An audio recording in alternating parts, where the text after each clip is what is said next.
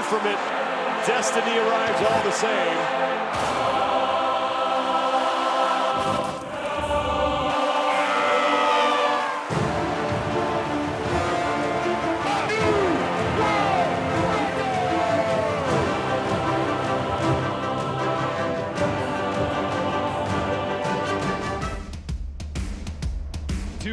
Competition spaces here for the 2020 Rogue Invitational as the women are set for event number 2 presented by Reebok. Thanks for joining us here, everybody, as we continue our coverage of this very unique online event. Brooke Wells warming up.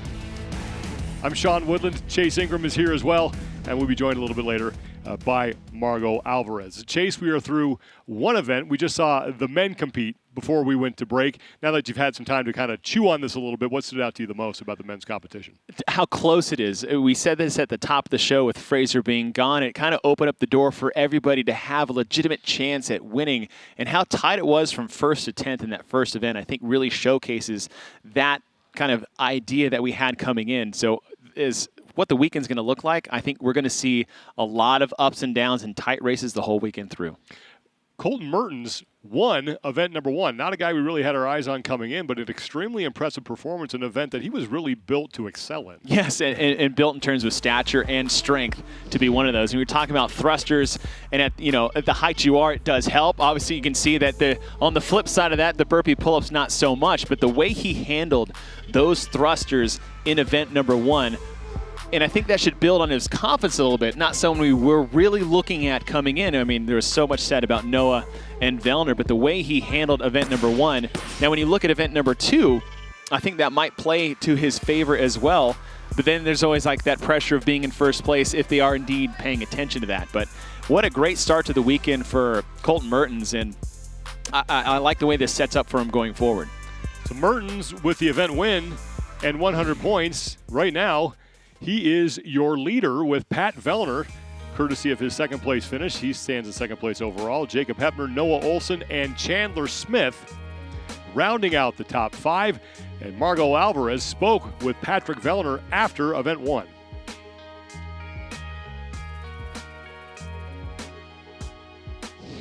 Event win, Pat. Those 205-pound thrusters looked heavy. Leading up to this event, did you have a chance to run through it or practice it at all? They were heavy, and yeah, I did a walk through of most of them, not full speed, but just to feel kind of what it was. And there's big jumps on those thrusters. I think the 135 to the 185 is a wake up call. And then, I mean, at the end you're tired, but I think the 185 to 205 isn't terrible. Yeah. It just feels kind of the same, and you're tired, and I plan to do kind of 2 sets on each. So just knowing you were going to do shorter sets, it allowed you to not sort of stand around as long. But obviously I had a little wobbly on my first set and had to do a longer second set. So glad I was able to recover, but they're hard. It's a simple and hard workout. It was a good way to start. Yeah, that's great. Pat Vellner, a second place finish in that opening event. Colton Mertens gets the event win. We still have 5 events to go, but Chase, we tend to overreact to event number 1 because it's the only thing we've seen so far. So let's overreact a little bit. What's the biggest surprise for you right now after event number 1? Colton Mertens has won the 2020 Rogue Invitational. Is that overreaction enough? Pretty good. I think actually in terms of what is what we thought coming in relative to the programming and the athletes that were had, and I think Pat nailed it on the head at the end of that interview, is that the way this is programmed is going to shape up to athletes all having an opportunity to switch up and down the leaderboard as much as we've seen. And I think what Bridges and Spieler did coming in for this event is actually beautifully simple. All right, let's go over to the women's side of competition where things are going as planned. Tia Toomey, a dominant performance to open up the competition. I mean, for Tia, what more did you want to see or expect coming into this? I didn't expect it to look that easy for her. I know it was hard, but the way she navigated that whole event is pure classic Tia Toomey. Yeah, she's going to be tough to stop as we work our way through this competition. And when you watched her in event number 1, I mean, it just did not look like it taxed her whatsoever. And I like what she talked about in her interview with Margot, and we touched on this during the call, was saving seconds. And the way she did that, navigating the pull-up bar and the step-ups and the step-down of their pads, and how cerebral she is now in the setting of her competitive career, is that there's one thing about being good physically individually and competitively with other athletes, but her mindset and the way she can navigate the events within them is her big advantage. Here's the overall leaderboard after one event. Tia Toomey, Jaime Simmons, and then Sara Saunders, who, by the way, is going to do this next event at about 2 in the morning local time for her. Amanda Barnhart sits in 4th. Sara Sigmundsdottir is 5th.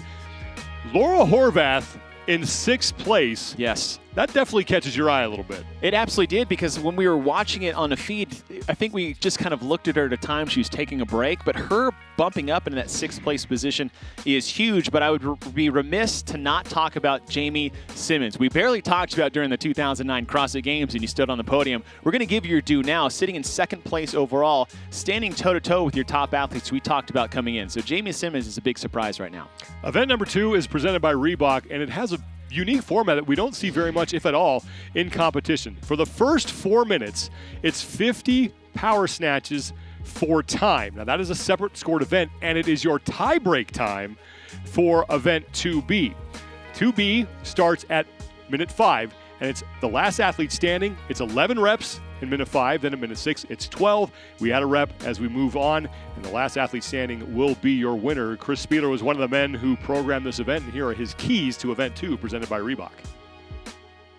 So in regards to programming an event that's all online, really it came down to just what equipment was available. Josh and I talked to Bill and Katie and what that was going to look like, possibly sending kits out, things like that. Judging, all sorts of pieces came into this. But really what Josh and my role was to try to create a really fun, well-rounded test that was exciting for you guys to watch, and something that was really felt fair and challenging for these athletes. So at the end of the day, we just try to find ways to create really classic programming, challenges our athletes, makes it a fun and effective way for them to test their fitness and also not beat them up. I think events like this, really important for us to give athletes a chance to shine and also still be able to look forward to that big day at the games they can really throw down and put their fitness to use.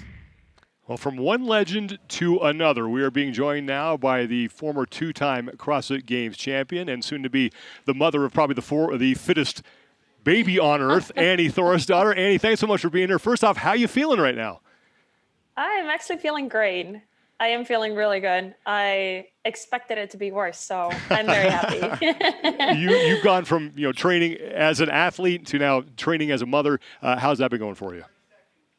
It's definitely a hard transition. It's like usually you go to the gym and you put in that extra %. You're trying to get that much better. But I was like, all right, I need to listen to my body and not go too hard right now. But I'm still training twice a day and I feel great. I can still lift and I can breathe. And yeah, I'm very happy for that. Well, Annie, we really appreciate you joining us. We're going to keep you on here as we get into this event. Heat 1 for the women about ready to start here. 8 women in this opening heat. And Annie, when you look at this event, this first 4 minutes, knowing that you have that last person standing format coming up, how would you approach this? Oh, actually, I love this event. Like power snatches or muscle snatches, I would think about digging in, getting a big set in here. And I think that most of them are going to do that. I would probably think about 25 to 30 reps in, and then have a short break and see how you feel. This is going to be about the grip. And then you're going to have plenty of time. You're doing 50 reps, and then you're going to have time to reset and rest, and you're going to recover on the first minutes on the second event. So Brooke Wells and Carolyn Prevost are your leaders. They have yet to put the barbell down. Chase, what are your keys to this event? I mean, you're looking at it from the beginning. We said it's not how you start, but how you finish. But you do need to start well, because I actually believe that getting out ahead and getting that extra rest towards the end is vital as you approach the second part of this event, which is that last person standing EMOM style. So getting out ahead and just pushing it and kind of sending it early, I think is actually the appropriate way to attack this event to start. Well, Carolyn Prevost and Brooke Wells, they're basically rep for rep with Sara Saunders on screen now, keeping up with them. So this one is going to come down to just a couple of seconds here, as Sara Saunders has yet to put the barbell down. That is fast. And we're going to have to wait for the official results here, but it looks like Carolyn Prevost, these are all unofficial. Prevost by less than a second over Wells, who is less than a second over Saunders, and then Cheryl Nasso in 4th. Again, this is all unofficial. This will be confirmed by the judges on site, and then we will have our official results. But now, plenty of rest for these athletes, because minute 5 starts the last athlete standing format, and we will start with 11 reps. I must have lost touch with the ability of these games athletes because I had no idea that was going to happen that fast. I was thinking this was definitely going to be sub 2 minutes. I was thinking 1:30 would probably be the fastest, but I expected more people to be around that 1:45, 1:55 mark. That is fast. Wow. These are your unofficial results. So just look how close it was between first and third. Less than a second separating those 3 athletes. So this is a separately scored event, but that is also the tie-break time. Cheryl Nasso will take 4th. Sigmundsdottir comes in 5 seconds after her. Briggs, Sagafi, and then Christy Aramo O'Connell in 8th place. And now it's just about getting ready for the last person standing format. And it's 11 reps at minute 5, and then we will add a rep every minute after that. I think the reason you can dig and you can go pretty much all out on the first one, obviously you need to think about this as 2 separate events. It's going to be scored as 2 events. So you want to go hard because the first one matters. But then as you guys said, like, you have plenty of time to recover. Your grip is going to recover now. And then the first 3, even like 5-6 minutes are going to be pretty easy for these girls.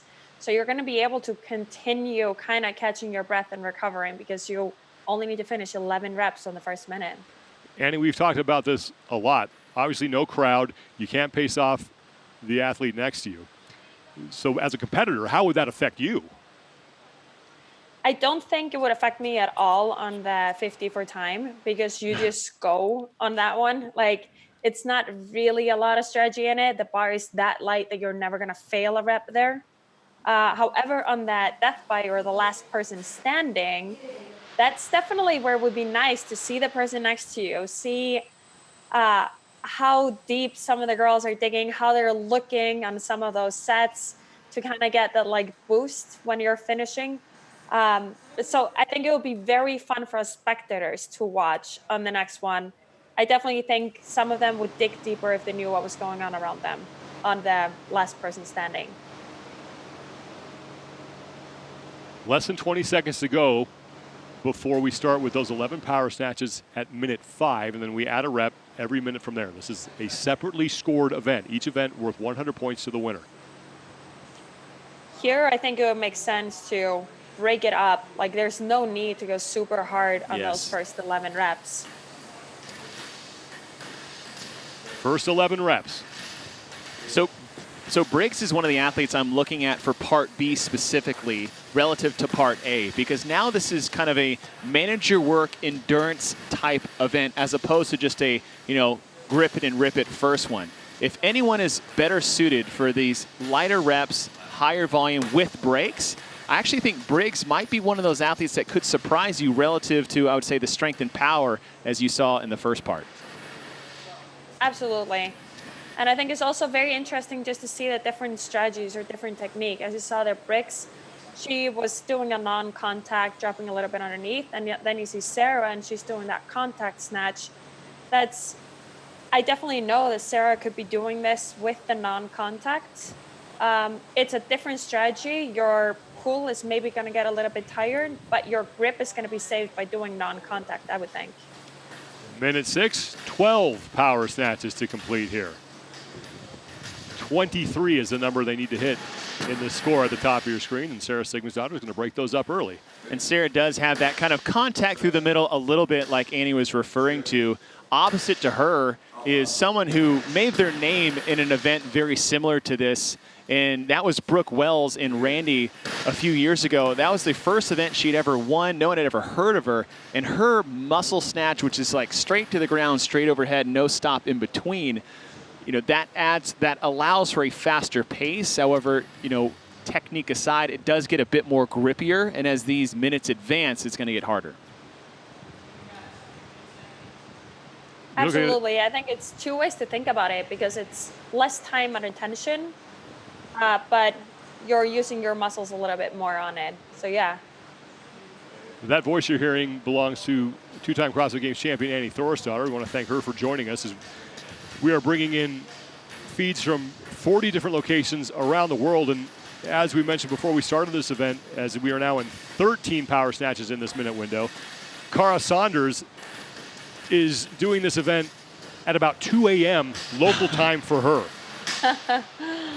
And she has that very kind of just muscle snatch, which is, she's not dipping underneath the bar very much at the top. And it allows, again, for a lot of speed and a lot of time. But Prevost is breaking it up a lot more. And you can start to see maybe what that first part of the event in event A, 50 for time, is doing to her in this second half. And Prevost also broke up her last set.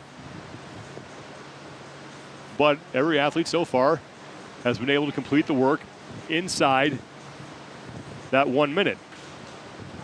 Now we move to minute 8, 14 power snatches now. Honestly, it's a great decision to start breaking it up early because the further in you're going to get or hoping to get, you're going to have to be moving faster.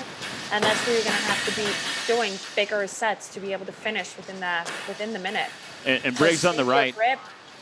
Sorry, and Briggs on the right is doing that breakup like you're talking about. Just trying to save herself some energy. Cheryl Nasso was the first one to hit that 50 rep mark, and then Fee Sagafi right behind her. Briggs, Saunders, and Brooke Wells all finished as well. Sara Sigmundsdottir is done, and then Carolyn Prevost finishes. While still finishing with that 20 seconds, it still feels good because you have time to recover in between. It's where it gets scary is when you have less than 10 seconds to rest and recover. Minute 9 begins, 15 that needs to be completed. The thing with Cheryl Nasso is that she just had an unbroken set and finished ahead of everybody else who didn't fare so well in the first half of that. And that's where kind of the strategy comes into play is if I'm not going to beat 5 of these athletes because they're not going to put the bar down, I'm not going to try to, and maybe save myself for part B.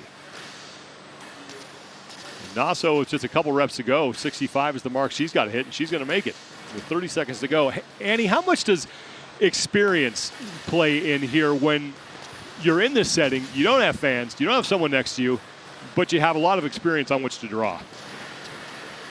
I think it's going to be really important, actually, when you get there. Also because you aren't going to be able to strategize on anyone that's next to you or see what other people are doing. You're going to have a plan, or you're going to have to stick with it, whatever it is that you choose to do. Now, into this next minute, one athlete that I am getting worried about dropping out is actually on the right side of your screen is Prevost, who won unofficially the first part, but she is dropping to singles toward the later half of this.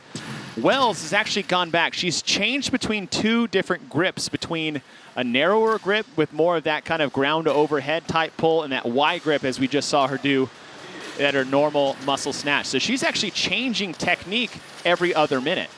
81 is the number they need to hit here in minute number 10. 16 repetitions in this 1 minute window, and Cheryl Nasso gets there first, followed by Briggs.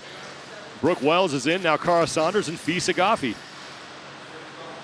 Prevost the bottom part. See all of these girls are going to make it through 18, I think. I would like to see that. So get comfortable, everybody.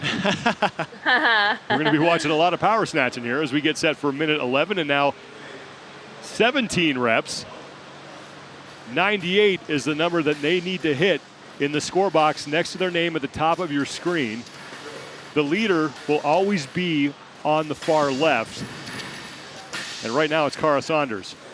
So Briggs still looking very comfortable. Again, this EMOM format for those athletes that have good engines. This is almost easy for them to navigate. Caroline Prevost on the right is dropping to singles in the later half of her reps. She barely made the last round by about 8 to 10 seconds. So she's getting pushed up to the edge in these later minutes. She's going to fight now. This is where it starts getting a little bit scary as the athlete. Like, you start feeling that, oh my God, it's less and less break. I'm more and more fatigued going into each minute. Now it's about digging deep. Now it's about embracing that pain, because also as soon as you get into that next minute, that means that you're not done. You're going to have to continue digging. And that next minute just started. 18 reps, 116 is the score they got to hit. Two athletes we haven't talked about yet. Saghafi is doing well, managing her reps. She's doing short breaks, but O'Connell on the left is in danger of missing this next minute. She had about 5 seconds to go. She wasted about another 5 to 10 seconds before the start of this minute. So O'Connell might be your first athlete in danger of missing this EMOM. Well, Brooke Wells is your leader. Now Sam Briggs sliding into first. Cheryl Nasso still looking strong as well. She's in the bottom right of your screen. Again, 116, that's the mark. And Briggs will get there. And Briggs has about 18 seconds to rest. Still looking quite comfortable, a lot of them here. It's scary when you don't start on the start of the minute, because that means you're going to have to move that much faster than you did in the beginning, and that means that this is going to be your last. It looks like everybody got in. Oh. Some by the skin of their teeth, and now it's 135. That's the number they got to hit. 19 repetitions you need to complete here. And Nasso on the right has yet to break a set since we started this EMOM format. It has been unbelievable to see her work through this. Now, we haven't talked a lot about Sara is that, she is doing breaks. For her, she's just, she's a gritty athlete. She's super strong. She's headstrong. So in this setting, I think it's good for her. But I've been very impressed with Nasso so far. Cheryl Nasso taking her first breaks here. 20 seconds to go in this minute window. Again, it's 19 repetitions they need to complete. So at 135, they can stop. And that's where Sam Briggs is right now. And it looks like Sara Sigmundsdottir is going to get there as well. But she's going to have to get herself right back on the barbell, because now we have 5 seconds to go. And some athletes might be in danger of not making it. Briggs still looks so comfortable. She's the only athlete literally standing over her bar waiting for the start of the next minute. And that is huge when it comes to Enon. Prevo, I think she got her last rep in a second left to go. That is, it's almost it is disheartening when you're doing an EMOM format and you barely made it and you're like, yay, I get more to do. 20 reps here in minute 14, 155. That's the mark they need to hit. Samantha Briggs is 8 away from that. But this is where you need to think about, for Prevo, for example, even though she knows she's probably not going to make this next minute, every single rep counts, because you have another heat that's going after you. You have this heat and you have no idea how far they're getting. So you're going to have to continue digging. 7 athletes here, as Chrissy O'Connell was the only one to bow out in that last round. Looks like that field might get reduced here. Again, 155 reps, and it's Briggs and Sigmundsdottir who have gotten in. Sigmundsdottir with just a little time to spare, and now the next minute has started. 21 reps here, 176, and it's between Brooke Wells, Sam Briggs, and Sara Sigmundsdottir, as Saunders and a whole bunch of other athletes have bowed out. So this is where the race begins. Can someone call Sam Briggs and tell her this is supposed to be hard to do, please? And I said this coming in. The second half of this event is a Sam Briggs tailored style event. When you think about barbell, even though it's a lighter barbell, you don't think Sam Briggs, but this EMOM format plays directly to her strengths. She actually can recover in these short breaks. Maybe not when you're doing 20 to 21 power snatches in a minute after 11 through 19, but still, for Sam Briggs, this is all tailored to her skill set. Briggs is going to get in. Now the question is, can Sigmundsdottir and Wells, because they have 4 seconds to go, and 176 is the number. Woo. And I'm not sure if Wells is going to make it. Briggs did, so Briggs is going to keep working. She's already won the heat, but now she's got to keep going because we still have another heat to go. She can't just stop. But a great result for Wells because she finished 15th in that last event. She needed this. She needed that with 1 more heat to go. But for Sam Briggs, she doesn't know that she's in the lead. And it's a good thing because we do have a second heat to go. So in her mind, she's still surrounded by 10 athletes who have yet to put the bar down. So 198, absolutely. That's the number. 30 seconds to go. Oof. This is so good to watch. I get like butterflies in my stomach and like it's hurting so much right now, but you just gotta continue digging. Like like you guys said, you have no idea where the other girls are at. You're continuing competing, and like Sam, she's gonna dig. Sam Briggs is the oldest competitor in this field. She's 38 years old, and she's getting set to get into minute 17. Did she make it? I don't think she made it. I think she came up one rep short. But Samantha Briggs Oh my goodness. comes up a rep, or did she? Oh. She's going to get back on it, so dang. she's still She got working it. here. Samantha Briggs is in minute 17. She's got to do 23 reps. Oh my God, That's that is amazing. 221 she needs to hit to move on to the next round. Now add that other 50 onto this, and I don't think she's ever going to want to snatch again. I was just about to say that. I mean, you see this number at the top part of your screen, you're like, oh, wow, that's a big number. You're like, they have done that many snatches.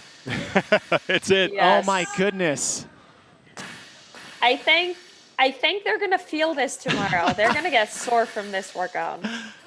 38-year-old Sam Briggs is going to Oh my take God. heat number 1 and do it in convincing fashion. Wow. Unofficially, 211 reps as she gets into minute 17. That is. I don't mean to laugh, but That that's is absurd. so cool. Oh, my gosh. I tell you what, I've never not wanted to do an event more in my life. That's no thank you. I tell you what, I want to do this event. I want to see what I can do. That is incredible. I knew that she was going to get fired, but that is impressive. And we said in the beginning, you know, Sam had she had a good start to the event in Part A, which was what seemed like a year ago, 50 snatches for time to start the last person standing. But with this EMOM format where you can take breaks, you can strategize, you do get rest. For someone like Sam, who has such an amazing engine and just cardiovascular ability, to get those breaks just, again, falls in line with the things that she's best at. So Absolutely. Samantha Briggs, 211 unofficially. Annie, you've competed with her. What's it like just trying to keep pace when you're on the same floor with Samantha Briggs? Well, when it comes to running, I don't really try to stay too much with her. When it comes to these kind of workouts, it's the best to have someone like Sam next to you, because you know that she's, even when you start feeling like it's really, really hard and you know that she's struggling too, like you know that she's not going to quit. Like she's going to continue no matter how hard it feels and looks. Like you can see on the leaderboard, like that's a crazy gap, just being able to get into that next minute. And Sam just has that mindset. She will not quit until she can literally not do another rep. Well, 211 for Sam Briggs, Sigmundsdottir, and Brooke Wells rounding out the top 3 in that heat. And that 211 is going to be a very difficult mark to beat as we get set for heat number 2, the second and final heat of the second event, brought to you by Reebok. And we can take a look at the women who are going to be involved in that one in just a second. But Chase, let's go over your keys again. And I asked you over the last event, did anything change after you watched one heat to your keys? Not really, because I said early in the keys, it's not how you start, it's how you finish. And we just saw that the start of this event is almost irrelevant to actually what the event is really going to be, and it is that last person standing format. Now, I'm not trying to blow off 50 power snatches for time at all, because I would have gotten dead last in this field in both Part A and Part B. But that isn't going to be where this is going to take shape in terms of the overall part of this event. It's that second half. A lot of these athletes, especially in the first heat, never put the bar down. So it's kind of a race there. But what you saw Cheryl Nasso do is that she broke up, I think, once or twice in Part A, and she went deep into that second half. So you got to play to your strengths, as we've always said, but That first half is just kind of a sprint race to start the event, and that second half is where it's all going to go down. Well, lost in all of this is another solid performance from Sara Sigmundsdottir. She took second place in that heat with 175 reps. So far, a good start to day one for Sara. Again, we said at the top of the show is that maybe being isolated from the distractions, the crowd, the athletes, the attention is the best thing for Sara Sigmundsdottir because of the way she trains all the time, and that is predominantly by herself, pushing herself in her own kind of environment. So it's good to see Sara take advantage of how this competition sets up for her. Yeah, Annie, you know Sara pretty well. I'm sure you've talked to her this year. How do you think she's feeling compared to prior years as far as her fitness goes here in 2020? I think Sarah's in a really good place right now. Like I said, like she's been training really well. You saw in the beginning of the season with the sanctionals, she performed so good there. She's had a different environment a little bit. She's changed the group around her a little. I did the open with her, and she was really calm and composed through it, but so competitive. Like, she wants this so bad that it was fun to see that mindset change. And I think, like you guys said, for this competition, I think this is going to be really good for her because she has her surroundings. She doesn't have to travel for it. She's not with everyone around her in the same pressure. You're just doing your own thing, and that's where Sara can excel. Now, we expected her to do well in that heat, but Chase, you mentioned Cheryl Nasso. A little bit of a surprise there. She looked very good. Another Masters athlete in the field along with Sam Briggs. And, she had a slow start in Part A, and I kind of looked at it as, a performance that didn't surprise me. But when we got to Part B, she was one of the only athletes to go unbroken every minute for as long as she could. And for her strength, maybe it is taking those breaks in between disrupts her tempo and timing, and that is very prevalent when you have a light power snatch and trying to add more rest to the end. So her performance was very impressive. We will see if any of the women here in heat number 2 were paying attention to what happened. Samantha Briggs has a score to beat in 2B, unofficially at 211 reps, and it was Carolyn Prevost who set the early mark to beat in event 2A. Let's take a look at the 9 women who will be part of this second and final heat, and they are led by Tia Toomey, who is your competition leader after she won event number 1, and looking to back that up here with another event. She will be in the upper left-hand part of your screen, and then in the bottom right is Laura Horvath, with box 1 being Toomey and box 9 being Horvath, and you go left to right on your screen. And again, we're bringing feeds in from about 40 different locations from around the world here, and there is a judge on site with every athlete, a judge's camera, and live scoring. So if a feed goes down, the athletes will continue to work, and their score will be kept at the same time. So we have a lot of backup scenarios in place in case something goes wrong here with this extremely complex production that we are putting on here. But right now we're getting set for the second heat of event 2 presented by Reebok. It's 50 power snatches for time.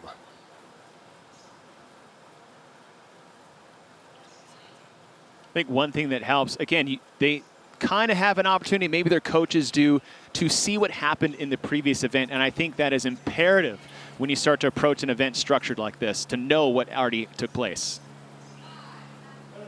Absolutely. It's just good to know going in what people have been doing in front of you. And I think we're going to see a lot of girls here trying to dig for an unbroken 50 reps or breaking it into 2 sets. And we are underway. And Chase, Laura Horvath, we talked about her a little bit coming in. Really great start for her. Definitely want to keep an eye on her here to see if she can continue that momentum. Look, since Laura took second place at the games 2 years ago, she's had kind of an up and down season, whether it's dealing with injuries or just poor performances across the board. To see her back into this position in her own element, something like this event specifically, I think plays well to her strength because she is a strong, powerful athlete amongst the field of women. Tia Toomey is your leader. She's about halfway through. Horvath is there as well. Jaime Simmons, Kristen Holta, and Amanda Barnard all trying to chase down Toomey. Go ahead, Annie. Yeah, I was just going to emphasize that for Laura. Like, her grip is so strong. I think her background was climbing. Oh, so I yes. think we're going to start doing some really impressive stuff here, especially when we get to the last person standing.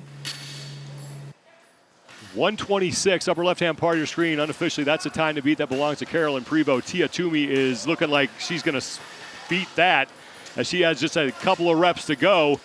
So Tia Toomey, wow. Just no wasted movement. is going to get in a couple of seconds unofficially ahead of Prevost and get her second event win of this competition. Again, that is unofficial, 125.8, so super close. Laura Horvath right behind her, followed by Jaime Simmons and Amanda Barnhart. Kristen Holta is now in. And here's Katrin Davidsdottir.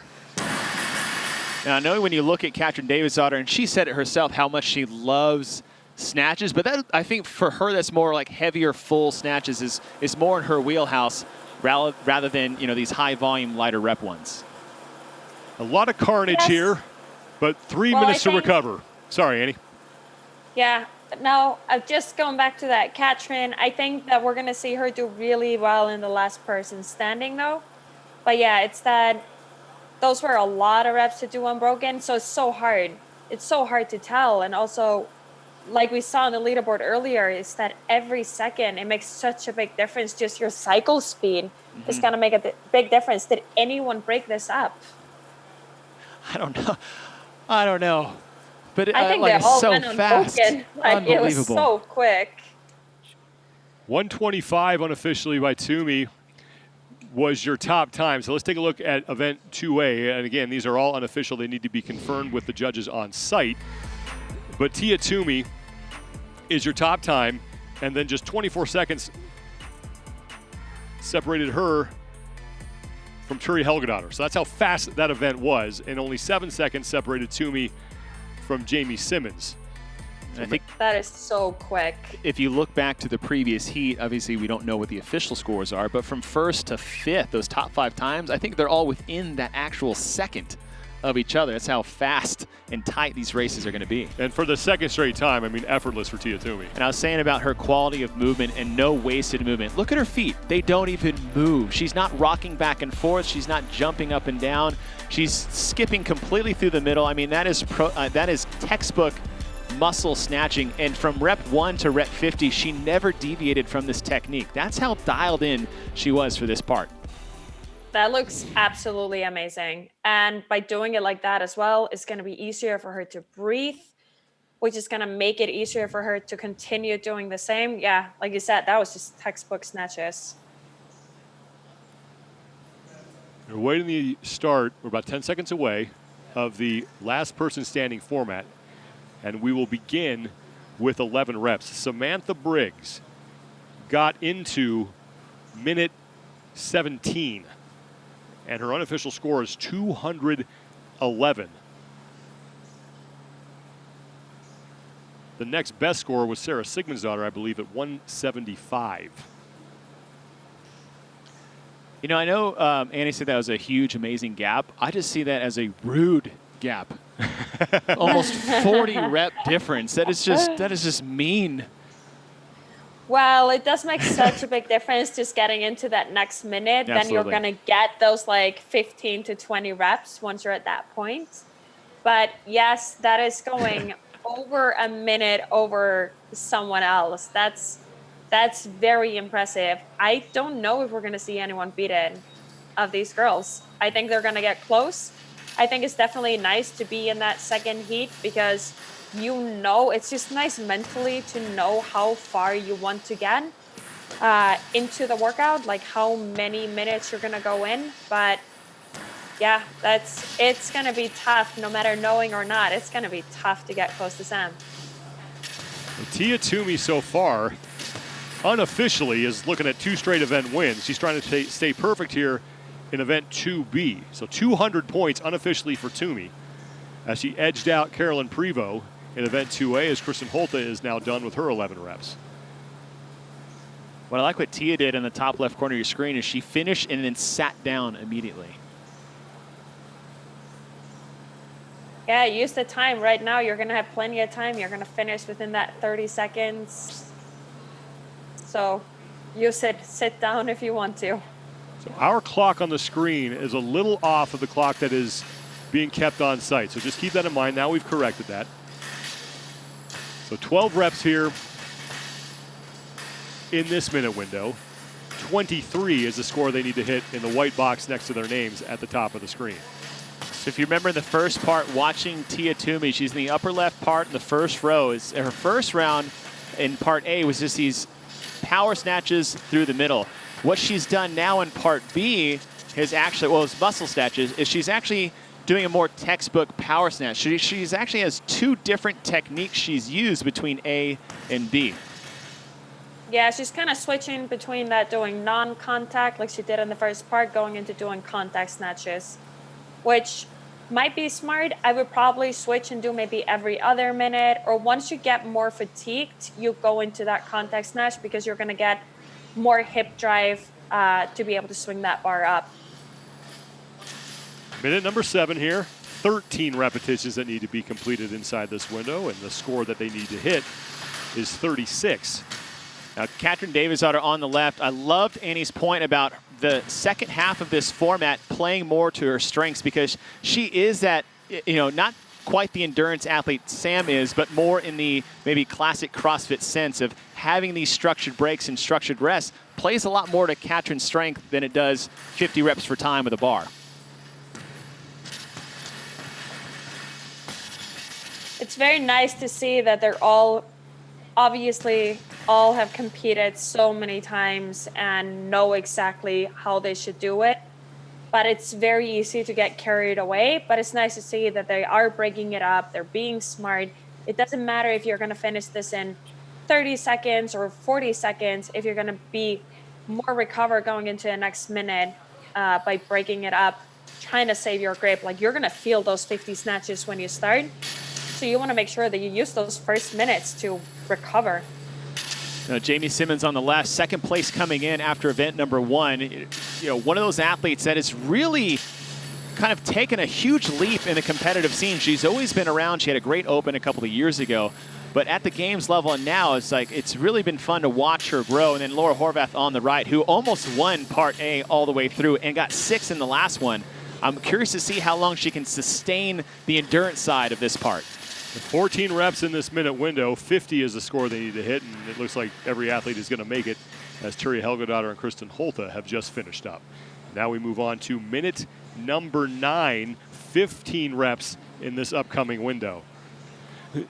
Annie, Haley Adams is an upcoming star here in this sport. How impressed are you with what she's been able to accomplish so far?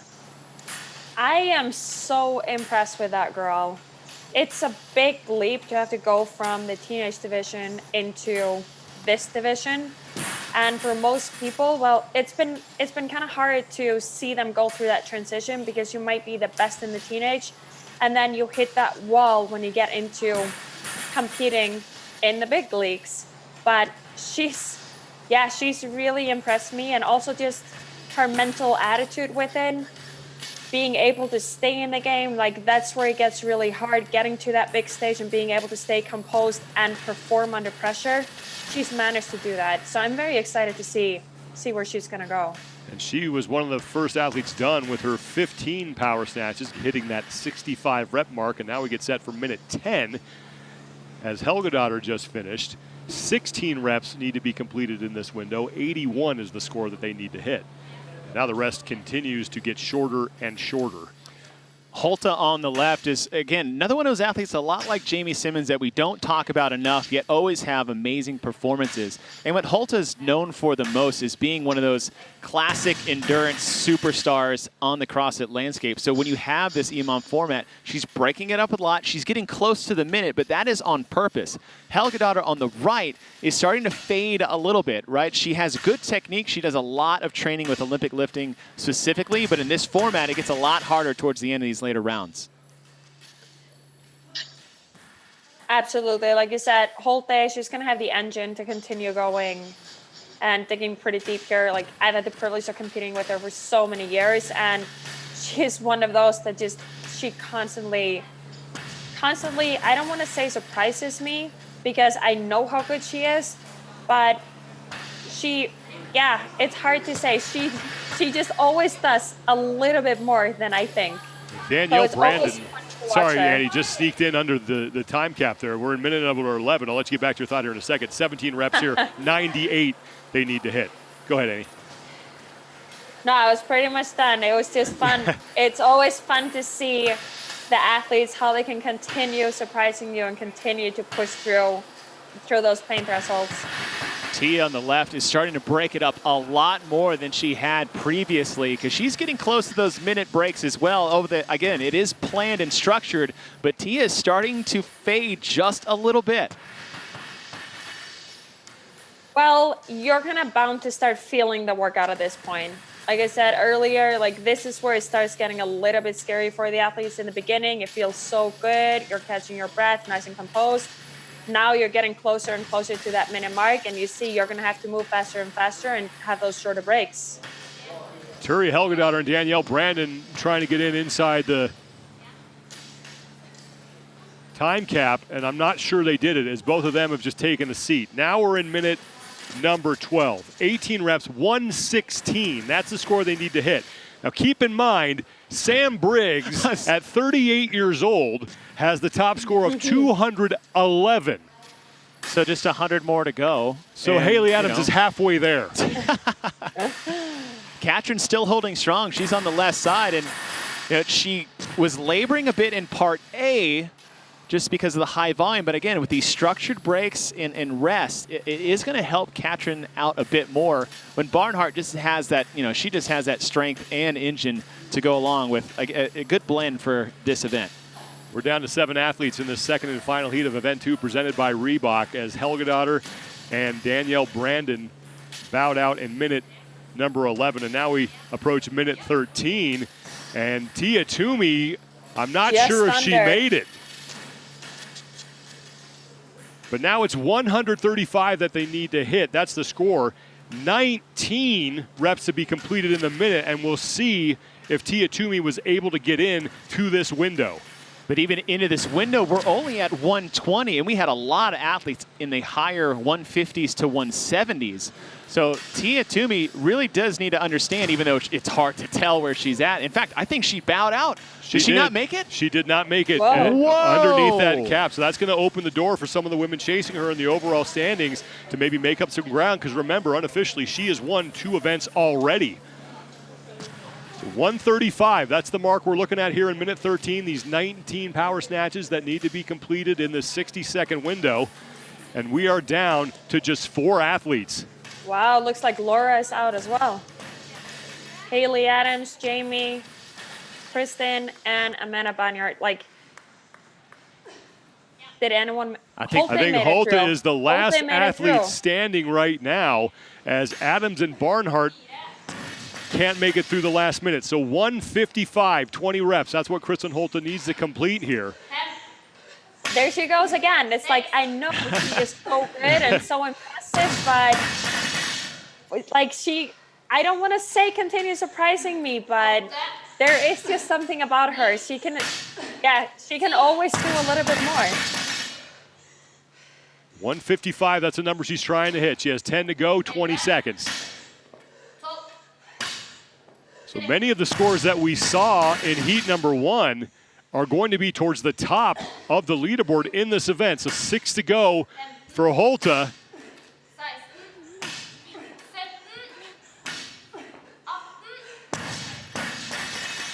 And I don't think she's going to get there, but Kristen Holte is going to win this heat.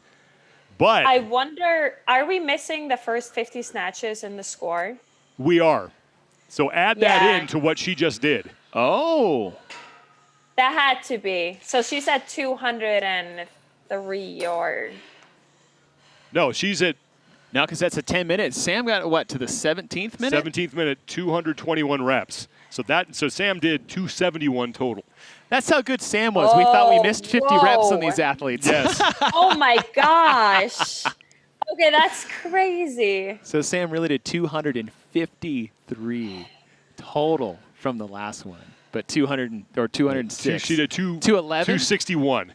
Oh. I'm trying to do math all over the place here. So 261. 261 repetitions total. Oh my goodness. In both parts of that event for Sam Briggs. She's going to win this event. Sara Sigmundsdottir unofficially is going to finish second. Brooke Wells is third, and Kristen Holte would be tied for fourth place. But then you have to go to her tie-break time, because right now she's tied with Fisa Gaffi. But, man, she's just sneaky, Chase. Sneaky good, sneaky fast, sneaky fit. I mean, and we try to say it coming in. I know we've always said we would never go through a competition ever again and not mention Kristen Holte's name at least a few times so that we know what we're talking about. But we thought she would do well in Part B. She did a very good job. But when you compare that against Sam Briggs, I mean, I don't know what else you can say about that performance today. Yeah, Sam Briggs extremely impressive in that second part. Again, 211 reps unofficially in just the second part, and then you add that extra 50 on, and that's what, 261. So I'm going to check my math on that, but I believe that's correct. But regardless of how you add it up, it's extremely impressive for Sam Briggs. Annie, after watching a couple of heats here, what stood out to you about that whole thing? Whew. I don't think anything specific stood out to me except for how dominant Sam was in that. My money was on her to win that event, but I did not see her winning it by that much. That is insane. Here are your unofficial results. 211. Now this is just for 2B. Again, 211 for Sam Briggs. Sara Sigmundsdottir finishes second, and Brooke Wells will take third. So that's big for them as they look to put some pressure on Tia Toomey, who did not make it into right now the top 9. So she goes 2 straight event wins, and then not her best result in event 2B. But I mean, let's go back to Sam Briggs, who demolished that event. Now, there's one part of me that says, man, I hope she's going to be okay for the next event. And that would be irresponsible of me to say, because of course she's going to be fine, because Sam Briggs isn't human. Let's just all get together and understand that Sam Briggs isn't real, and that this was just a figment of our imagination of what is possible to actually do. Because I can't actually put into an appropriate analytical words of how unbelievable that performance was by Sam Briggs. Yeah, Sam Briggs. Oh, I think she's going to be fine. Yeah, I think at 38 years old, she is doing just well. Meanwhile, just fine. Meanwhile, Tia Toomey wins unofficially the first part of that event. Looked great, but then I thought that maybe she would do better in that second part. Chase, you surprised at all that she wasn't in the lead there, or at least among the leaders as we got into the latter part of that event? I was very surprised, and this is the second half of this where, she had changed her technique. We said in Part A she had that, muscle snatch where her feet weren't moving, she wasn't jumping up and down and dipping underneath, and maybe that's the technique she should have kept going into the second half of this event. Now, the good thing for Tia is that she won event 1 and 2A, so those are 2 100-point events in her in the bag for her. But where she shook out overall in Part B, the way this scoring system is set up, which I actually love, is that you don't get bonus points for winning an event, nor do I think you ever should. So it's all even across the board and how this is scored. So I'd like to see what that adds up for Tia against the rest of the field. Yeah, we'll have those results coming up here in a little bit. Again, we have to confirm everything on site and then make sure that the scores are accurate. And then we will give you the updated official scores from the women's side. Everything unofficial right now for them as we get set for the men's competition as they will take on Event 2, presented by Reebok, the Power Snatches. And this is the same thing. First 4 minutes, we're going to do 50 power snatches for time, and then at minute 5, we're going to start that last person standing format. Chase, what are your keys here to event number 2 for the men? Just like we saw for the women's side, is that you need to start fast and start aggressive, and maybe more than you think, if that's the right thing for you to do, because we do have 2 scored events. But it makes it really simple. Grip it and rip it for 50 reps as fast as you can and get it done, and then set yourself up to kind of recover and get set for Part B. Because you do have such a big break, most of the women's side we saw was under 2, so that's a 3-minute rest before Part B. And then when you get into that EMOM, is make sure you kind of mitigate the rest in that first couple of EMOMs. Annie said earlier is like maybe breaking it up early. I think that's a fantastic idea, because cycling 11 reps, 12 reps doesn't seem too bad, even though you just did 50. But breaking it up 6-5 with a 10-second rest in between will actually help these athletes actively recover in the later rounds once you get to the 13, 14, and 15 rounds, where I think the event starts to get real for those athletes. So there are the keys on the screen. It's not how you start, it's how you finish. So thank you, Chase. We'll check in with you again to see if those keys change at all after we watch a heat of the men's competition. But we heard from Chris Spieler about programming the event for the 2020 Rogue Invitational, and he was one of 2 diabolical minds that came together to put this thing together. Let's hear from Josh Bridges now on event 2. Event 2 is going to be an exciting one to watch with last person standing. It's that 2-part scoring. The first part, it's going to be interesting to see who really goes for it to earn those points. On the second one, I'm really curious to see who's going to start to do touch and go reps off the bat or quick singles. So keep an eye on that strategy. It could pay off depending on the athlete, touch and go singles, but it'll be a fun one to watch and a race to the end. Obviously, that was Chris Spieler, not Josh Bridges, but trust me, Josh Bridges did have a say in this event. So we're getting set for event number 2 for the men. Annie, what are you looking forward to seeing here? Whew, I'm just looking forward to seeing if it's going to be similar as to the women. It's always interesting to see how we line up against each other. I think that the women are going to be getting a little bit further. I don't think anyone is going to beat Sam on this, for example. But yeah, it'll be interesting how the strategy for the guys is going to be compared to the women. We got a couple minutes before the men are going to go, but we will have, like we did with the first event, we have 2 heats here of 9 different athletes. Let's take a look at the 9 men who will be taking the floor for heat number 1. Lucas Hogberg in the upper left-hand part of your screen will be in technically lane number 1, and that's Alexander Caron in the bottom right in lane number 9. Right next to Lucas Hogberg, on your screen at least, is Ben Smith, Chase. We talked earlier in the thruster event that one of the strengths that Ben Smith has is his quality of movement, his technical proficiency, especially when it comes to barbell cycling. For an event like this, it is imperative to have that as part of your tool set. 50 reps in a row that most athletes may or may not do unbroken. Sloppy is going to be much more detrimental in the grip in your body than it would be technically proficient. So I think Ben Smith is going to be one of those athletes where his technique and his fitness come together for a great A and B style event. Ben Smith looking to work his way up the leaderboard while Colton Mertens is looking to stay on top of it. Mertens coming off that great performance in event 1 that saw him win the event and get 100 points in the process. And we saw from Mertens is he's gritty and he's strong and he's a very capable athlete. So I would see him probably doing very well early on, just because with a power snatch, you can really, as long as it goes ground to overhead, the technical side isn't necessarily needed to be there. I would be curious to see what his kind of positioning was kind of overhead in terms of mobility. I thought maybe I saw some limitations there on the thrusters. So it's almost kind of the opposite of what you'd say about Ben Smith, is that will the compounding effect of that, if he is technically flawed, dictate how long he goes into part B? Colton Mertens with 100 points on top of the overall leaderboard. Pat Vellner is right behind him, followed by Jakub Hepner, Noah Olson, and then Chandler Smith rounding out the top 5. But this is the second of 6 events that we will do here at the 2020 Rogue Invitational. 3 today and then 3 again tomorrow.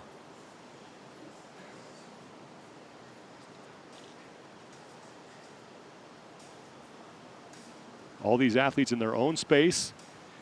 All their floors have to be set up the same. That was in the guidelines that were sent to them, along with the equipment from Rogue, so we could keep as even a playing field as possible, so you couldn't set your floor up a little bit differently to give yourself shorter transitions. 50 power snatches for time in this first 4 minutes. This is a separately scored event, and it will be your tie break time for part 2, the last athlete standing format.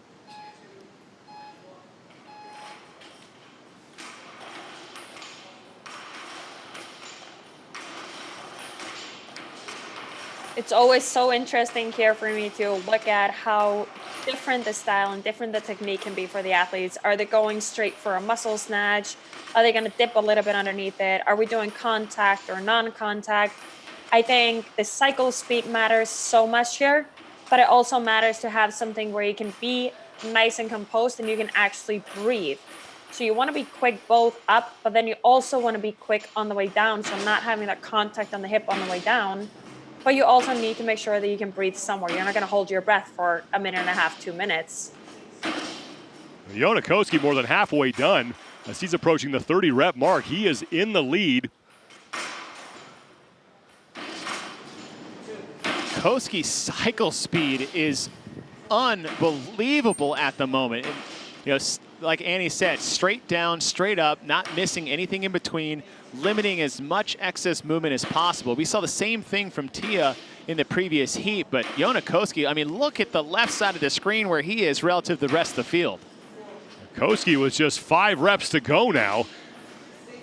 Yeah, he's definitely going for it for this one. He wants to get first place in Part A. And he is done. So Joona Koski, the early time to beat. Sean Sweeney's trying to come in second place. 124.6 unofficially for Koski. And now Sweeney is in. Looks like Ben is breaking it up. Yes. Ben Smith continuing to work as 4 men have finished. 5 men now. Lucas Hogberg, Colton Mertens trying to come in as Alexander Caron is across as well. And Brendan Willis getting set to finish up. Smith is in. Hogberg and Mertens will take last in this heat unofficially. So right now, sitting in 8th place in this event, or 9th place, I should say. And Koski looked so good. And where I didn't think he would actually be the strongest in Part A, I was looking at Koski more being suited for Part B because, you know, he's one of those, again, another of those endurance style athletes, you know, especially with that swimming background, to be able to recover in short rest and short sets. But this cycle rate, from the start to finish, he never really slowed down, got a little bit on his toes towards the end there, just trying to get it up. But the way that bar path is straight up, straight down, not wasting any time. Even look at his face. Look how comfortable he is in this movement. We saw other athletes grimacing, and that kind of does tell a different tale in terms of what the bar looks like and what's actually going on behind the scenes. Joona Koski right now. And Sorry, go ahead, Annie. I think also just having that swimming background, his shoulders are so strong that he can get away with just muscling his way through. I was expecting more of them to start dropping a little bit underneath the bar. 124.6 unofficially for Joona Koski to set the early mark to beat in event 2A, followed by Sean Sweeney, Nicholas Joyal. That's going to be a good result for him if he can stay towards the top in this event. And then Blair Chapman as well, sitting in 4th. Alexander Caron, his feed went down, but again, he is still working, and we still have his score, so we'll be updating you on where exactly he is throughout this event as we get set to start the second half. And this is now the last person standing format. Only 8 boxes again on the screen because Alexander Caron is having difficulty with his feed, but we still have a score for him, so he still will factor into what is going on here in this part of the event. What I'm going to look for is kind of the same thing we saw with Tia Claire Toomey from Part A to Part B, is that she completely changed her technique, going from that muscle snatch speed rep to that more traditional power snatch position. What is Koski going to do when we move into Part B? Because for Tia, it actually did not work out very well, because the problem there is that you set a rhythm and a tone for 50 reps in a row, and then you completely changed it after a 3-minute break. I almost think it might have been better just to stick with that rhythm that you kind of built in for that first part. Yeah, the only question is, if you do muscle snatch throughout, your shoulders are going to get so fatigued. I think I would have continued with doing non-contact like she was doing, but I would have started adding in that little bit of dip to drop underneath to save the shoulders. I agree. She should have gone somewhere in between. 5-minute mark, 11 power snatches in this 60-second window. You look at Joona Koski on the right, and Annie, he's doing exactly, I think, of what you said, is that muscle snatch through the middle, but that slight dip to kind of save the shoulders. Exactly. I really like seeing that he's doing that. Koski is in, Brendan Willis. This basically first round is a formality. Yeah, this is kind of find your rhythm. You have time to figure out how you want to continue doing them. The first one is just rip and go, but now you kind of want to find that, like, settle in on a pace, figure out what is going to be the most efficient way to be able to get through as many rounds as you can. Once the clock hits 6 minutes, they will then have 12 power snatches that they need to complete in a 1-minute window. So 23 is the score that they need to hit in order to move on to the next minute. Now, Ben Smith on the left side of your screen didn't do quite as well as I thought he would in Part A, yet he looks very calm here for Part B. Who was a surprise actually was Sweeney, because when I was watching him in the first 50, his tempo looked very slow relative to everyone else, yet his tempo never slowed down. So these are kind of the two athletes that may be able to work through Part B a little bit better just based off the tempo that they can keep consistently as we move forward. Absolutely. Ben was looking really good on those snatches. He's got the bench ready to sit down, which is a very nice move too. Catch your breath. Looks like everybody got through those 12 power snatches without any trouble, and now we get set for minute 7, and the total goes to 13.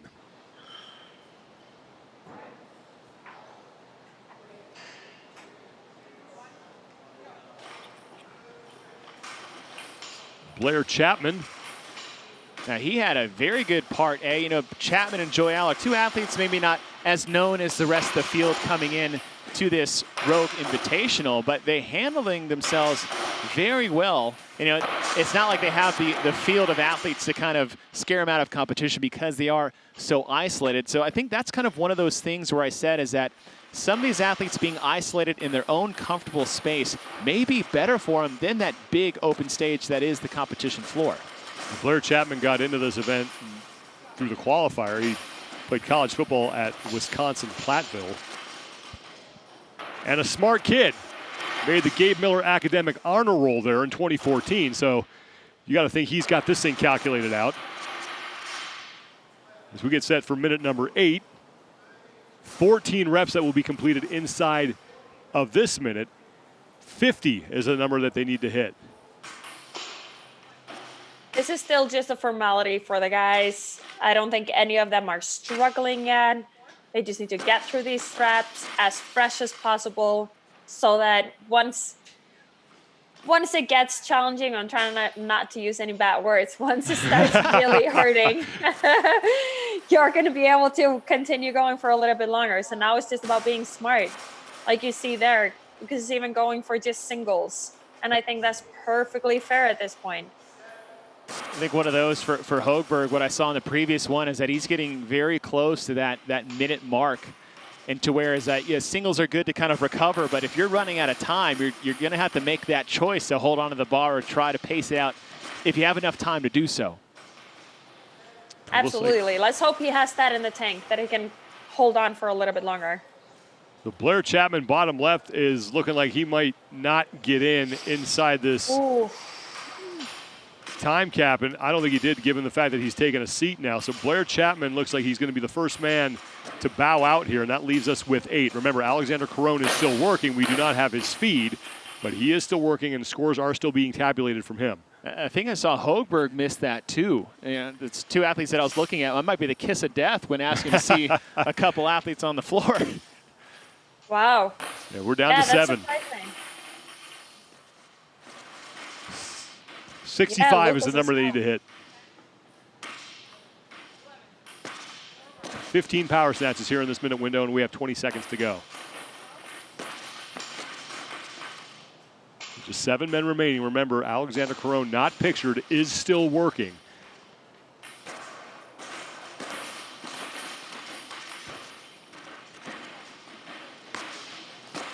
Koski is in, but he's going to have to get right back to work, and it looks like Brendan Willis is going to bow out unless he made it. So Sweeney on the right side, it still has that steady tempo. It's a slower pull than it might be misconceiving about the difficulty that it is for him, but he's still hanging tough. Koski, however, on the left is really starting to feel the effects of that first part of the event. Although he's still hanging pretty tough, but again, that's that a little bit sloppier movement, getting way out in front of his toes. The bar starts to pull him around, and that just happens under fatigue by the end of an event like this. 81 reps they got to hit here, 16 total in this minute. And everybody in that last round made it through. Yeah, it's interesting when you start seeing they're jumping around a little bit more, they're going a little bit deeper, they're pressing out even with their arms. That means that there's not a lot left in there. Ben Smith is going to make it. He's through 81. Brendan Willis got there as well. And maybe two of the three. Can't tell if Willis, looks like Willis did not make it. So it's Ben Smith, Colton Mertens, Nicholas Joyal, and Sean Sweeney. They're all still alive. And it looks like Alexander Caron is still alive as well. Now 98 is the score they need to get to here in this minute window. 17 total repetitions. And this is an event where it really, really helps to have people around you as if you were on the competition floor. This is so mentally challenging to stick with this style of event by yourself in your gym. Absolutely. Not knowing where the other ones are, this is just how far can you push yourself. Like, it is hurting for everyone right now, so it's digging for that one more rep and one more rep. And if you make it, you're just going to have to continue going. Well, Ben Smith looks like he is going to make it. He seems like he's really happy about that fact, too. Exactly. Colton Mertens is stepping away from the barbell, so it looks like he is done. So Ben Smith might be the last man standing right now.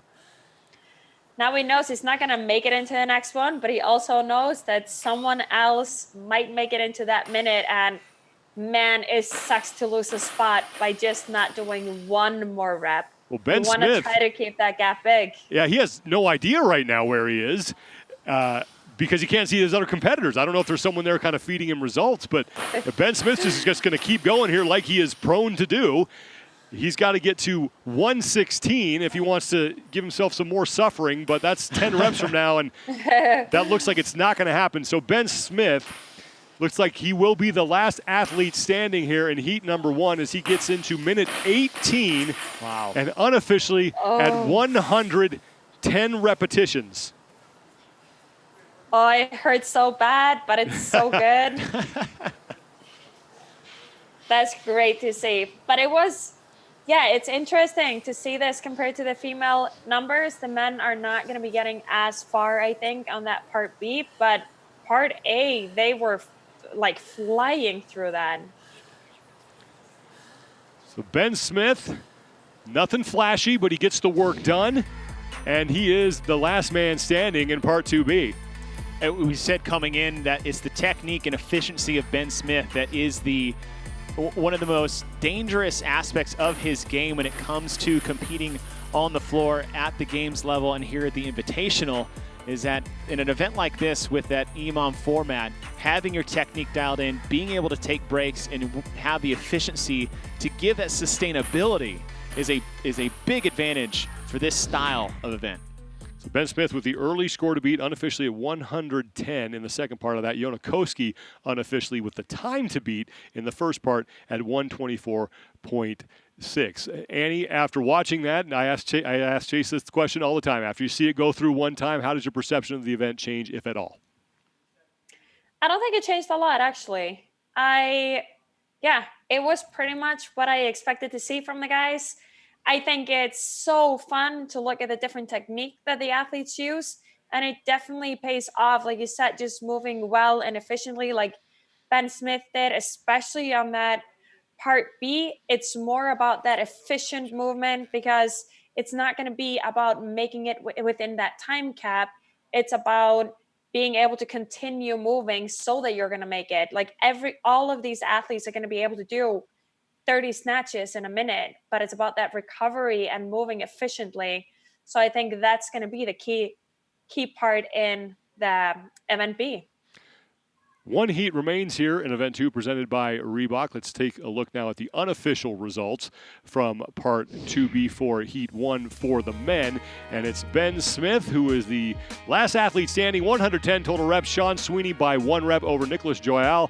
Colton Mertens, he will take 4th in the heat after winning event number 1. And Alexander Caron, followed by fellow Canadian Brendan Willis, as we get ready for the second and final heat of Event 2 presented by Reebok. It's a very unique sort of format here. And Chase, when we saw all these events, this is the one that stood out to me because, again, this is not something that we have seen done a whole lot in competition. And I absolutely love it. And it's kind of, you kind of ask yourself, why haven't we seen something like this to this point? Because, you know, this last person standing style event is cruel and unusual to a certain extent because, you know, a lot of these athletes, it's not until 15 minutes, you know, if we had a traditional start at minute 1 and 1 rep and move forward, that anything really gets hard. So it's the physical exertion that starts to add up, but it's just that mental game. And to put it in a setting like this,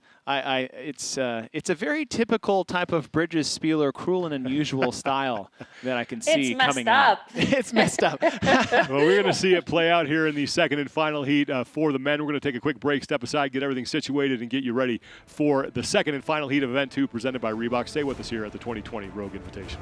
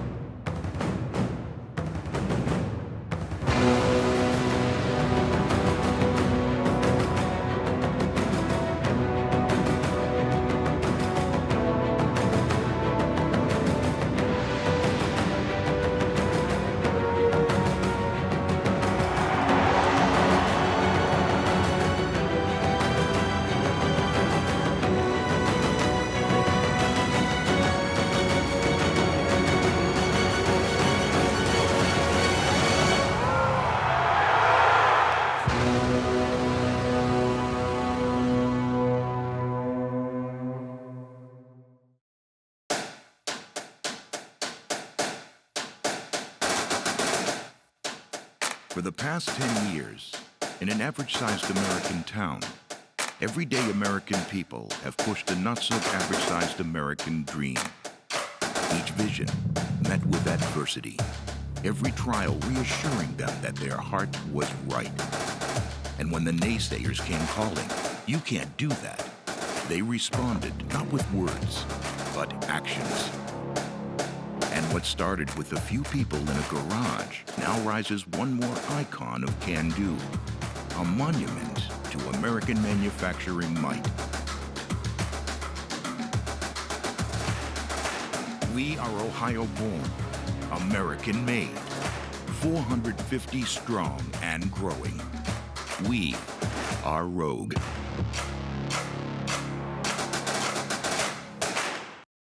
Training this season has been completely different. The last 3 months have been done in quarantine, and for me, that has been at home in my garage outdoor carport area. A lot more training outside this season. Having to build a home gym and train from home instead of in an affiliate or a box. Being able to do 90% of my training in here in the garage.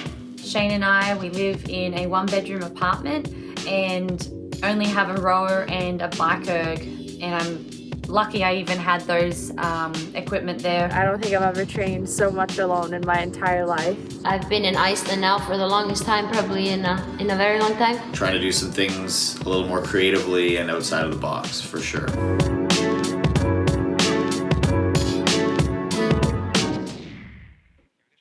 Day one of the Rogue Invitational continues. Thanks for being with us, everybody. I'm Sean Woodland with Chase Ingram. Annie Thorisdottir, kind enough to stick around and join us here for the second and final heat of Men's Event 2, presented by Reebok. 9 men here in this second and final heat. Noah Olson is one of them. Olson comes into this event in 4th place overall right now, looking to move his way into the top 3 after this event. But he did not win event number 1, Chase, but still he's gotten himself off to a pretty good start here. I mean, that's a good start for Noah Olson. Oh, these traditionally known to start very well. It's what happens the rest of the weekend that tends to, we need to see more consistency from Noah from. But when you move from event 1 to this event number 2, I think this plays more in the favor of maybe kind of like what Noah's good at, and that's light barbell cycling. But that strategy comes into play. We don't want to see another kind of a 2-2-3 mistake that we might have seen at the games in past. But for someone like Noah's talking about, like, this is kind of how he's been training. Like a lot of these athletes, during this quarantine pandemic. So, we're talking a lot of how hard it might be to be by yourself, but they're more used to it than they'd ever been.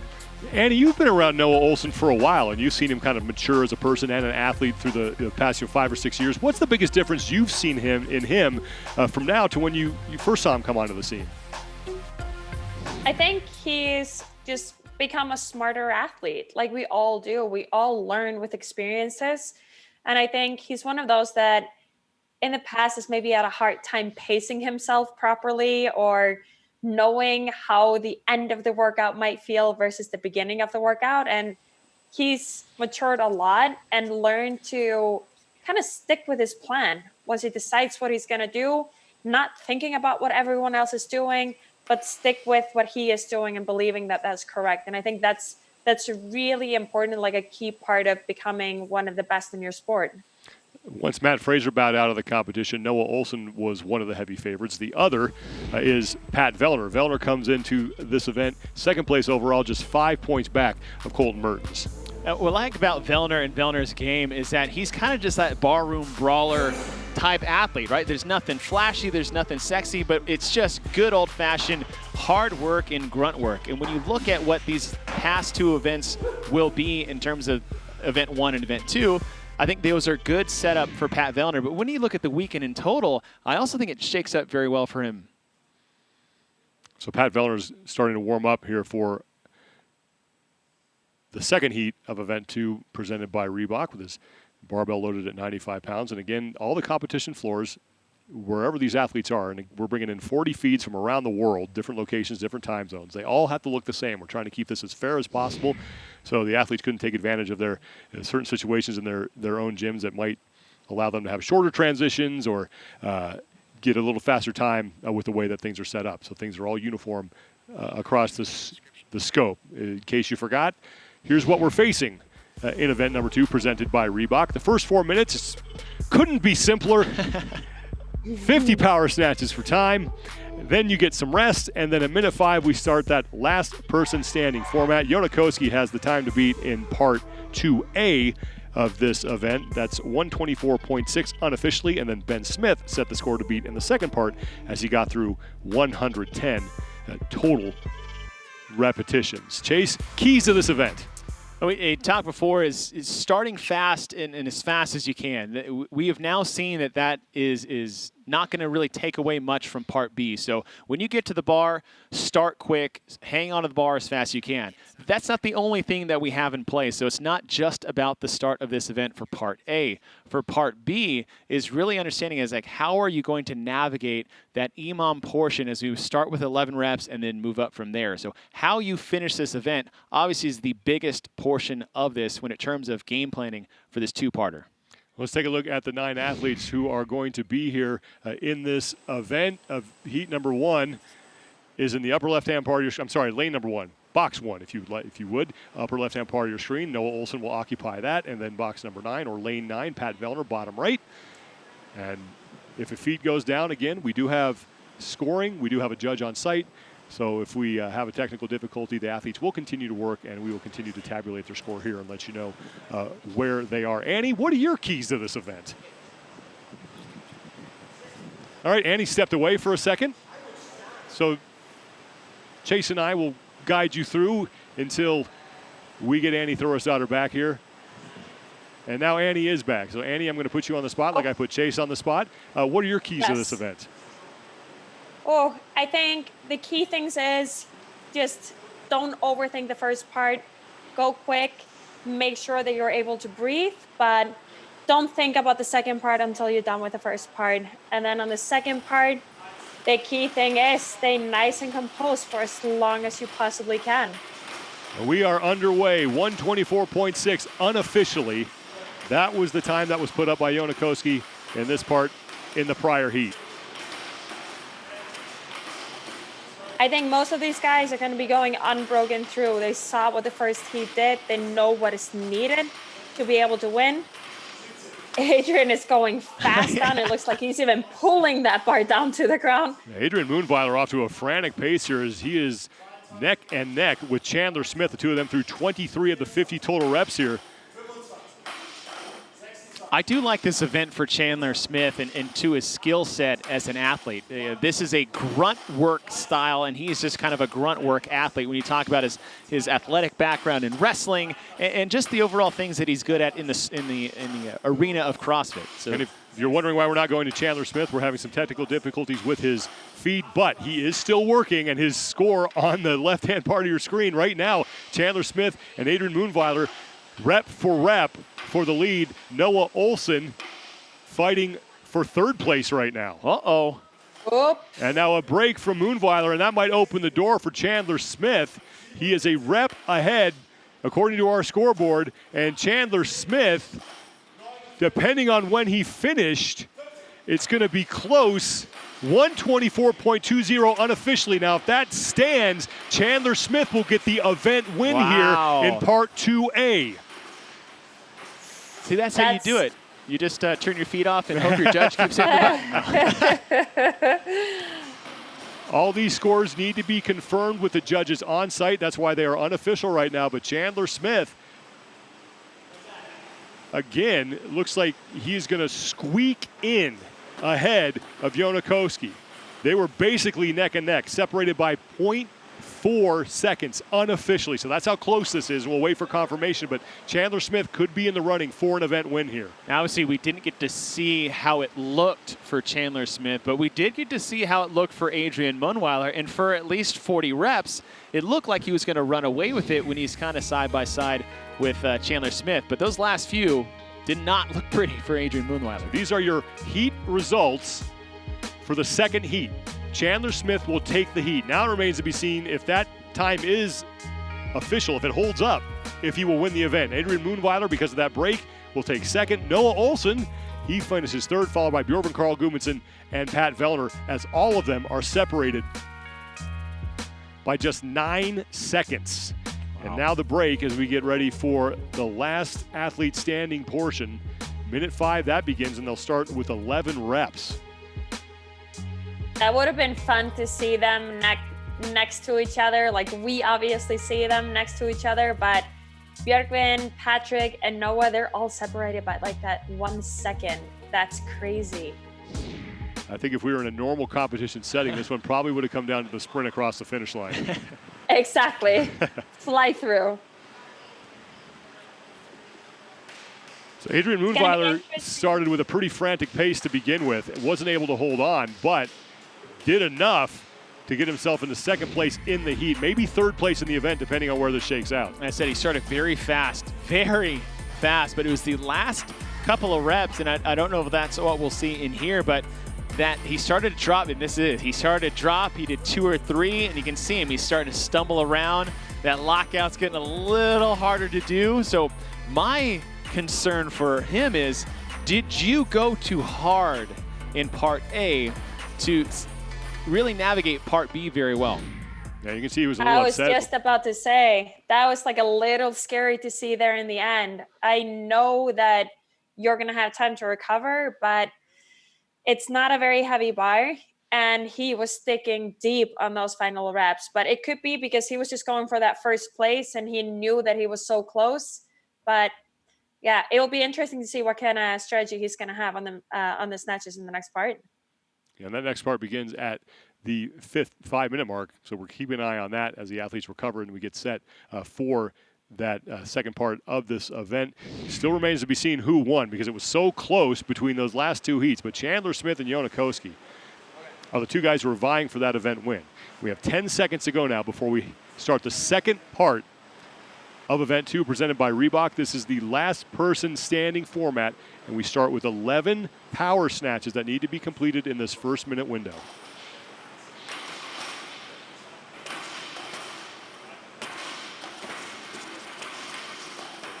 Even though that these athletes aren't in the same location, Jakub Hepner, in basically the middle of your screen, has found a way to talk trash. He took to Instagram and talked a little trash to Olson and to Noah Olson. I think maybe Chandler Smith as well, who's throwing down the gauntlet with them. So, hey, we got creative, and the athletes are getting creative as far as their smack talk is concerned. So Noah Olson is in, and basically all the other athletes are done as well with these first 11 reps. Yeah, it's nice to get it done quick so you get a break, but it's smart to break it up and rather take a little bit your time so that you can just continue to recover and catch your breath here. Minute 6, 12 reps need to be completed. So 23 is the mark that they're looking to hit in the score box in the upper part of your screen next to their names. Adrian Munweiler on the left. The thing I'm looking for is what that bar looks like after he ripped through that set of 50 to start part A. Doesn't look terrible. It kind of looks a little bit more labor than you would see Cole Sager on the right. You know, Cole always does a good job of Wells trying to be efficient in his movement and what he does. I would say he's probably pulling a little early with the arms, and that's not a movement I would say that would last too long. Although if you have arms like Cole Sager, maybe it's not an issue. Yeah, and you can tell Adrian, he's now popping it into the hip a little bit more. He's dropping a little bit more underneath the bar.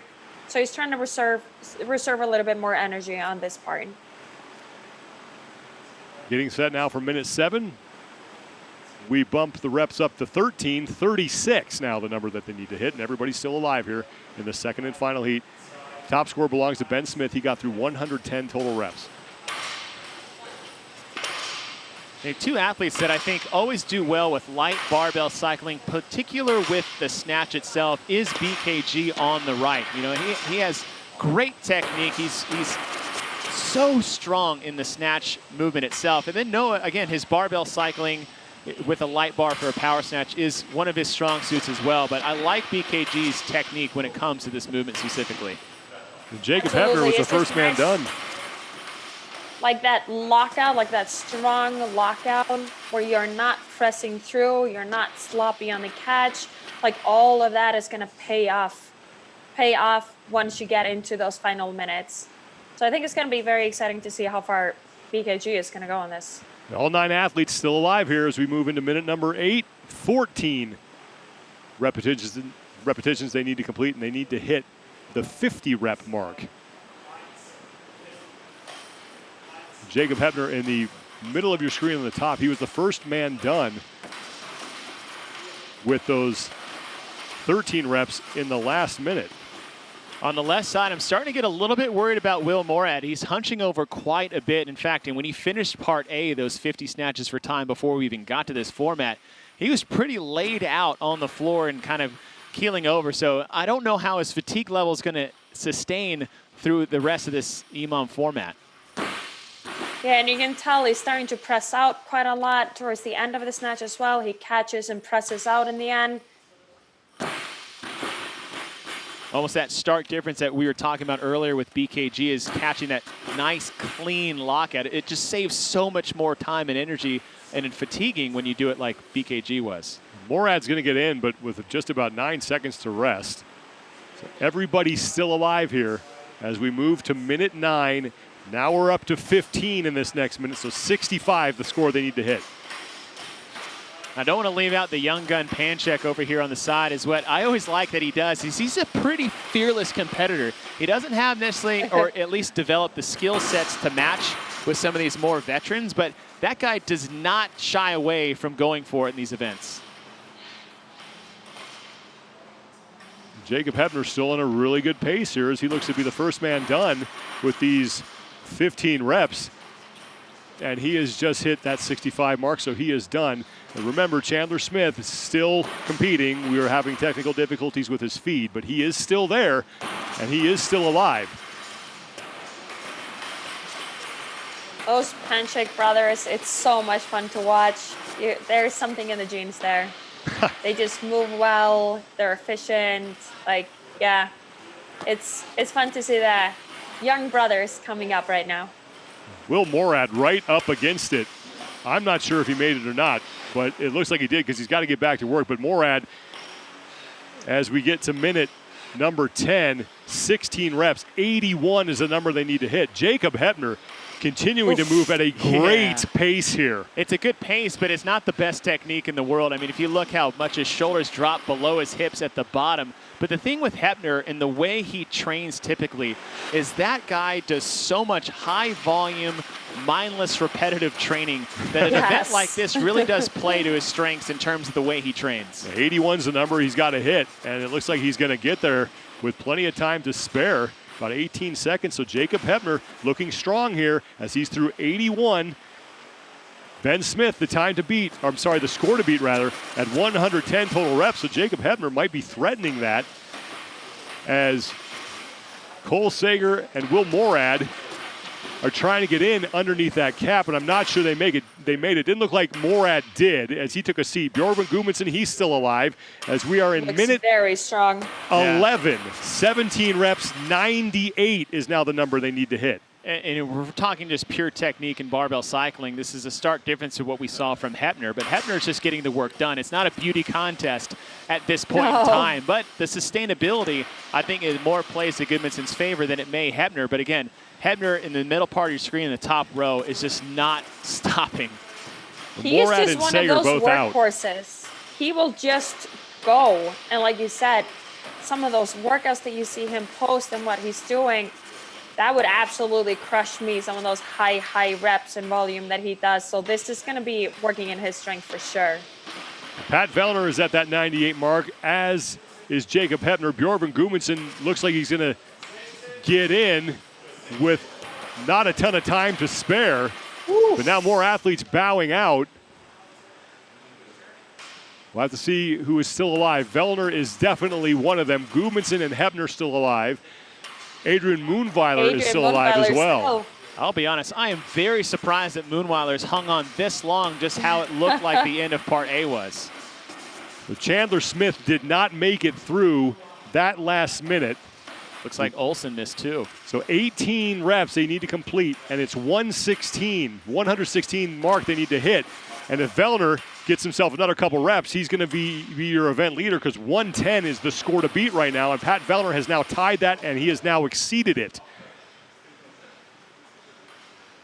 116, that's the mark. 3 to go for Vellner. Heppner has fallen off the pace. He's got 10 seconds to go. So Pat Vellner is going to make it. Makes it, and I don't know if Heppner did. Although Heppner continues to work, Vellner is still alive, and it looks like Pat Vellner might be the last athlete standing, and Vellner looking to win the event. He's already won the event. This is all gravy. Somebody tell him to stop. He has no idea. He's not going to know. Somebody tackle that man. I know Pat, he's probably be pissed that nobody told him that he already won and he had to keep going. He's thinking right now, someone else might be on that same minute. I am not going to lose by a single rep. I'm going to dig for those extra reps right now. Now let's keep this in mind because it feels like it was a while ago as Vellner's feed freezes there, but we're going to keep counting his reps. Sam Briggs did 211. 211 reps to win the event for the women. Now Pat Vellner continues to work. The mark he's got to hit is 135. If he wants to continue to work, there's no need to, but Pat Vellner is going to win the event with a score of 131 reps. So he came in second place overall, and he was looking to overtake Colton Mertens for the top spot on the leaderboard, and it looks like he may have done just that. Pat Vellner just finding a way to hang on here, man. Yeah, we said coming in that an event like this does play well to the things that Vellner is good at, and that's just that grind, right? That inner competition, day-to-day grind. And it doesn't have to be flashy. It doesn't have to be, like we said that before, but, what he can do is that guy can just work, and he can work in that pain cave and all the way through. So that was impressive by Vellner. Unofficial heat results. We'll make that event results now. So Pat Vellner unofficially will win does win at 131. Jakub Hepner will take second. Bjorgvin Carl Gudmundsson will take third. And then you have a tie for fourth between Moonweiler, Panchik, and Ben Smith. Their times in part 2A will figure that out as far as who actually gets fourth place. The tiebreak time will come into play for Chandler Smith and Sean Sweeney. And same story with Nicholas Joyal and Colton Mertens. But Pat Vellner looks to take the top spot on the overall leaderboard from Colton Mertens. We'll have to see how it all shakes out, but it looks like he may have done just that, courtesy of that event win. So, Andy, I want to thank you for taking the time to join us. I think you'll be back tomorrow, so we really appreciate you stopping by. So, thanks a lot. Take care. Get some sleep, and we look forward to talking to you tomorrow. Thank you, guys. I love that we're having a competition. Like, we've all needed this. Absolutely. It's been a lot of fun to watch, and we'll be hearing from Chase Ingram here in a little bit as well. We're going to take a quick break from the CrossFit stuff, where we're now going to move into the world. I'm sorry, in a second here, we're gonna move on to something else. But Chase, after watching that, man, Pat Vellner, as advertised, apparently. Absolutely, and I said going in, this seems like a Vellner-style programming weekend too, because we're getting away from kind of the things that tend to throw a wrench in the system for him, like long runs, swims, those kind of weird skills that are more nuanced than traditional CrossFit. And for lack of a better term, this classic CrossFit format in your own workspace is a very good setup for Vellner to be successful, not just for these two events, but for the rest of the weekend. Well, the women's competition for event 2, as far as that is concerned, ended a little while ago, and we saw the impressive performance from Sam Briggs, but we saw a very steady performance from Kristen Holta. Why do we keep overlooking her, Chase? I don't know, and I think every time we come into one of these broadcasts, whether it's the games or a sanctioned event or to this weekend, is like, make sure we talk about Kristen Holta, and then we never seem to do it at the appropriate time. It's only when she's done something great is that we don't. But her consistency, I think it's because we look at what her deficiencies maybe used to have been, and they were waiting for those to kind of rear their heads and not give her the credit that how much she has shored up a lot of those holes and how good she is across the board. Well, Margot Alvarez is the third member of our broadcast team, and she spoke with Kristen Holta after event number 2. Kristen, amazing work out there. It was so awesome to watch you finish that event. How do you feel? How was your plan going into that first part on 2A? I was just gonna go as fast as possible. I knew I did well on Randy at regionals a few years ago, so I knew that could be a good workout for me. So it was just about doing as many reps as I could and then have a really short rest if I had to break it up. That's great. For the second part, for 2B, what was your strategy going into it? Did you want to plan from the beginning, break up half of the reps, or try to hold on as long as you can for each set and each minute? We had a good plan on doing 3 sets of on each minute. So that was fine in the beginning. And then eventually, it got really hard because I didn't have any rest, basically. So I found that really mentally challenging, just being by myself here. And I had no idea how far I could get. So it was just about doing 1 more minute and then 1 more, and then try to hold on for as long as possible. Kristen Holta is going to take a break, get some rest, and get set for the third and final event of the day. 6 total events here at the 2020 Rogue Invitational. We're going to take a break from the CrossFit stuff for just a second. We'll bring Chase and Margot back here in a little bit, but now we're going to turn our attention to the world of strongman. And if you watched the Rogue Iron game earlier today, you may have seen the recap of Hafthor Bjornsson breaking the world deadlift record. We're going to check out an attempt to break an American record in the log press, and that comes courtesy of Rob Kearney. His first attempt here, this is 190 kilos, 418 pounds, and he will make that. The American record is 471 pounds. Kearney would then make a second warm-up attempt at 202 kilos, 445 pounds, and he would hit that as well. And then he had his eyes on the American record. 471 pounds is the record, and Kearney with 475. Yeah, and here we go, where Rob's strapping himself in. He's wrapping his wrist wraps on. He's going to get his mindset ready for this. The chalk's getting applied just to make sure there's no sweat. He's got good grip. He G's himself up here. He steps up to this log, gives a quick nod. Here we go. We're going to get Big Take your position. All day. Jonas is on watching. Lift. Now we go. Come on, Rob. 100% focus on this lift. Lots of power, then through the clean. Rolls it up This is to the his shoulder. Nice and tight. Here we go. Come on! Hold it! And he's good lift. Yes! And he made it look comfortable. Look at that. Phenomenal lift there. Punch in the air. Strikes. What a lift. And you can see his husband there celebrating with him. Fantastic to see. Absolutely brilliant lift. He made that look better than the second rep. So much power in there. So much confidence in himself. What a fantastic lift there, and a new American record by Rob Kearney. Yeah, he sweeps his old record to the side. He takes this new one, 215.8 kilograms, 475.75 pounds. Fantastically done. This drop down, he's super low. The hips are nice and low. He pulls it into his sternum, nice and explosive up in the clean, and then he goes into that split jerk. And at the top there, he did it again. He held it at the top for a good few seconds, which shows that he has control of that weight. And look, he had to press it out as well. If people kind of say it's just all about kind of the split jerk, he used his triceps to lock that out, and then look how comfortably he held it. Absolutely brilliant lift there by Rob. And I love it. The enthusiasm that is just exploded from him there is fantastic. The passion is definitely shining.